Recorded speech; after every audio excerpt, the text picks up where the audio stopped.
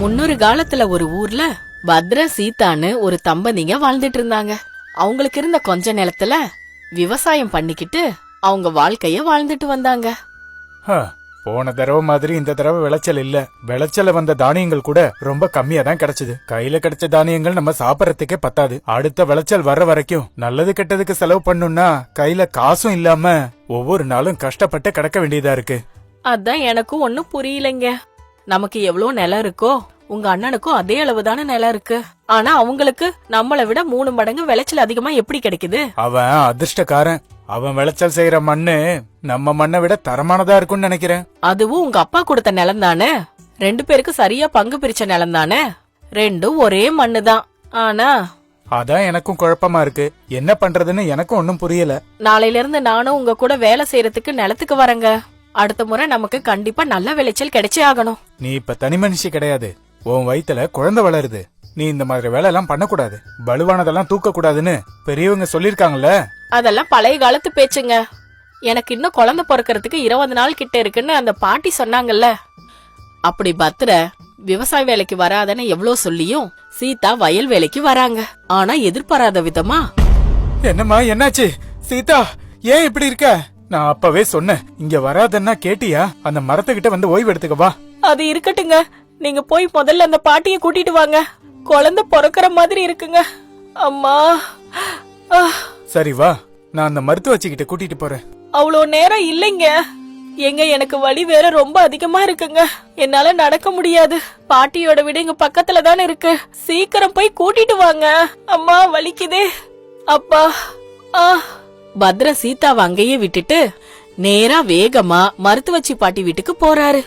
அந்த நேரத்துல அந்த பக்கமா அதிர்ஷ்ட தேவதை பத்ரையா நிலத்து வழியா போய்கிட்டு இருக்காங்க.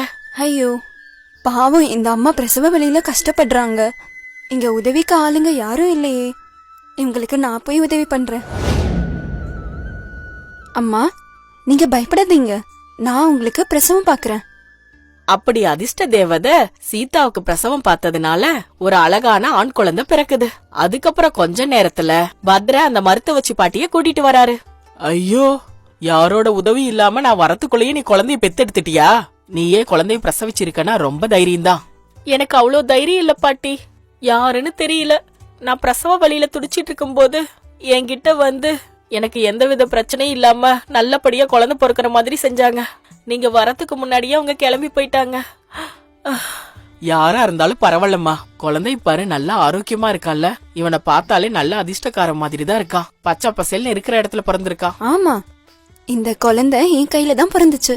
நான் எப்பவும் இந்த குழந்தைய பாதுகாத்துட்டே இருப்பேன். இவனால இவங்க அம்மா அப்பாக்கும் அதிர்ஷ்டம் வந்து சேர போகுது. சாமியோட அருளால எந்த அசம்பாவிதமும் நடக்காம குழந்தை நல்லபடியா பிறந்துருச்சு. இவனுக்கு என் குலதெய்வம் வெங்கடேசன் பேரை வைக்கிறேன்.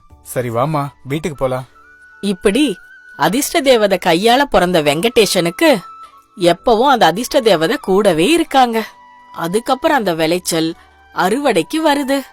பத்ரன் ரொம்ப சந்தோஷமா, பாத்தியா சீதா, இந்த முறை விளைச்சல் நல்லா வந்திருக்கு.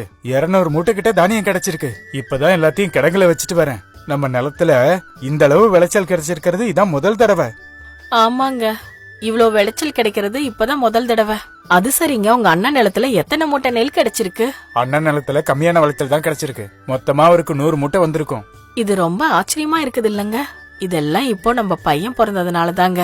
இவன் நமக்கு அதிர்ஷ்டத்தை கூட்டிட்டு வந்திருக்கா. இப்படி அவங்களுக்கு அன்னையில இருந்து ஒவ்வொரு அதிர்ஷ்டமா சேர்ந்து வந்து கொஞ்ச நாள்லயே நல்லா வசதியாயிடுறாங்க. இப்படியே வெங்கடேசனும் வளர்ந்து இளைஞன் ஆயிடுறான். அதிர்ஷ்ட தேவதை எப்பவும் வெங்கடேசன் கூடவே இருந்துட்டு இருக்காங்க. அப்பா, விவசாய வேலை முடிஞ்சது. வீட்டுல இருந்தா ஒரே சோம்பலா இருக்கு. கையில கொஞ்சம் காசு இருக்கு. இந்த காசை 2 மடங்கு ஆக்கணும்னு நினைக்கிறேன். அங்க எல்லாரும் சூதாட்டம் ஆடிட்டு இருக்காங்க. நானும் போய் ஆடுறேன். டேய் வெங்கடேசா, எங்கடா போற? பட்டணத்துக்கு போன? பட்டணம் எல்லாம் போகலப்பா. மரத்தடியில பசங்க சூதாட்டம் ஆடிட்டு இருக்காங்க. அவங்களோட சேர்ந்து வெள்ளான்னு தான்ப்பா போறேன். எப்பவும் இல்லாத புது பழக்கம் என்னடா அது? சூதாட்டம் நல்லது இல்லடா. நல்லதா கிட்டதான் நான் பாத்துக்கிறேன்.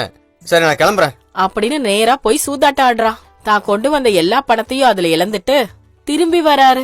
ஏ அதிர்ஷ்ட தேவதை, நீ எங்க இருக்க? எங்க அம்மா நீ எப்பவுமே என் கூட தான் இருப்பேன்னு சொன்னாங்க. ஆனா இப்ப பாரு, நான் கொண்டு போன மொத்த காசையே அங்க இழந்துட்டேன். நீ என் கூட இருக்கிறது உண்மைன்னா எனக்கு இன்னைக்கு ஆட்டத்துல பல மடங்கு லாபம் கிடைச்சிருக்கணும்ல. இத பாருப்பா, நீ செய்யற வேலையில நான் உனக்கு உதவியா இருப்பேன். ஆனா சூதாட்டங்கிறது ஒரு கெட்ட பழக்கம். கஷ்டப்படாம அடுத்தவங்க பணத்தை நாம சொந்தமாக்கிக்கிறது தப்பு. இந்த மாதிரி காரியங்கள்ல நான் உனக்கு துணையா இருக்க மாட்டேன். அம்மா நீங்க தானா அந்த அதிர்ஷ்ட தேவதை? எப்பவும் என் கூடவே இருப்பீங்களா?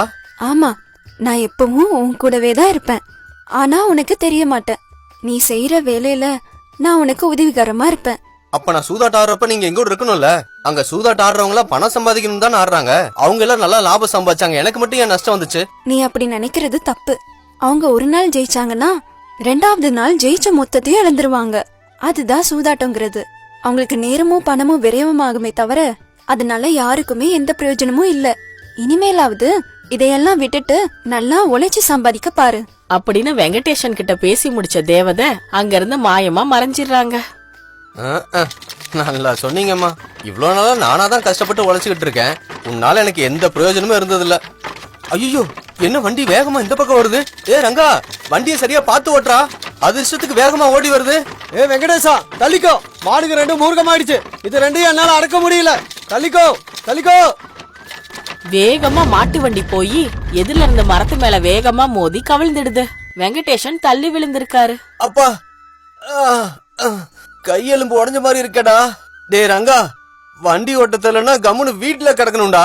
அதை விட்டுட்டு இப்படி வெளியில ஓட்டிட்டு வந்து யாரையாவது அடிச்சு தூக்குச்சுன்னா என்னடா ஆகுறது? நான் என்ன பண்றதுடா? இதுல ஒரு மாடு புதுசா வாங்கினது. அந்த புது மாட்டை நம்ம வழிக்கு கொண்டு வரணும்னா கொஞ்ச நாள் ஆகும்ல. நான் மட்டும் இப்படி நடக்கும்னு கனவா கண்ட. உனக்கு ஏதோ அடிக்கடி படலையே? பெருசா அடி ஒண்ணும் படல, சின்ன காயம்தான். அது சரியாயிடும்டா. நீ போ, வண்டிய ஜாக்கிரதையா ஓட்டிட்டு போ. வயசானவங்க யாரு மேலேயாவது மோதுன அங்கேயே அவங்க உயிர் போயிடும். வெங்கடேஷன் அங்கிருந்து நடந்து வீட்டுக்கு போய்கிட்டு இருக்காரு. அப்பா, அதிர்ஷ்டம் இருந்ததுனால ஏதோ சின்ன காயத்தோட தப்பிச்சேன். அந்த மாடுங்க நேரா ஓடி வந்து என்ன அடிச்சு தூக்கி இருந்தா அம்மா, என் எலும்பெல்லாம் சுக்கு நூறா இருக்கும். அப்பா, கை மட்டும் லேசா கொஞ்சம் வலிக்குது. பாத்தியா வெங்கடேஷா, நான் இப்போ உன் கூட இருந்ததுனாலதான் பெரிய ஆபத்துல இருந்து நீ தப்பிச்சிருக்க. எங்க தப்பிச்ச? கையில அடிபட்டிருக்கு தெரியுமா? அந்த அடி இன்னும் வலிக்குது. இத பாரு, வேகமா வந்த மாட்டு வண்டி உன் மேல ஏறி இருந்துச்சுன்னா உன் முதுகெலும்பு உடைஞ்சு நீ நடக்கவே முடியாம போயிருப்ப. நான் உன் கூடவே இருந்ததுனாலதான் சின்ன சின்ன காயங்களோட நீ உயிர் தப்புன. நான் தப்பிச்சு அந்த பக்கம் விழுந்தேன். அத நீ பண்ணதா சொல்லிட்டு இருக்கியா? நல்ல தேவதமா நீ. நல்லா இருக்கு. வண்டி உன்னை முட்டாம அந்த பக்கம் போக வச்சது நான் தான். இததான் அதிர்ஷ்டம்னு சொல்லுவாங்க.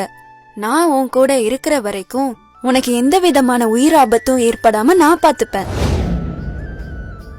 என்ன அதிர்ஷ்ட தேவதமா நீ. எதுவும் ஆயிடக்கூடாதுன்னு நான் அந்த பக்கமா விழுந்தேன். அது உன்னாலதாங்கிற. நான் வயல்ல கஷ்டப்பட்டு வேலை செஞ்சு விளைச்சல் அதிகமா கிடைக்கிற மாதிரி பண்ணா அதையும் உன்னாலதான்னு சொல்ற. அப்ப நான் வயல்ல கஷ்டப்பட்டு வேலை செஞ்சதெல்லாம் சும்மாவா? நல்லா இருக்குமா நீ சொல்றது? என்ன இருந்து திடீர்னு இப்படி மழை பெய்யுது? ஒரே இருட்டாயிடுச்சே. சீக்கிரமா வீட்டுக்கு போகணும். வந்துட்டியாப்பா? பாத்தியா எந்த அளவு பேய் மழை பெய்யுதுன்னு? இடியும் மின்னலும் பயங்கரமா இருக்கு. நல்ல வேளை சீக்கிரம் வீட்டுக்கு வந்து சேர்ந்த. இப்படி அன்னைக்கு ராத்திரி அதிக கனமழை பெய்யுது. இவங்க பக்கத்து வீடான சீனிவாசன் வீட்டுல இடி மின்னல் தாக்குது. ஐயோ, பக்கத்து வீட்டு சீனிவாசன் வீட்டு மேல இடி விழுந்துருச்சு. வீடு மொத்தம் எரிஞ்சிருச்சு. ஆமாங்க, அவங்க இப்ப ஊர்ல இல்லாதது ரொம்ப நல்லதா போச்சு.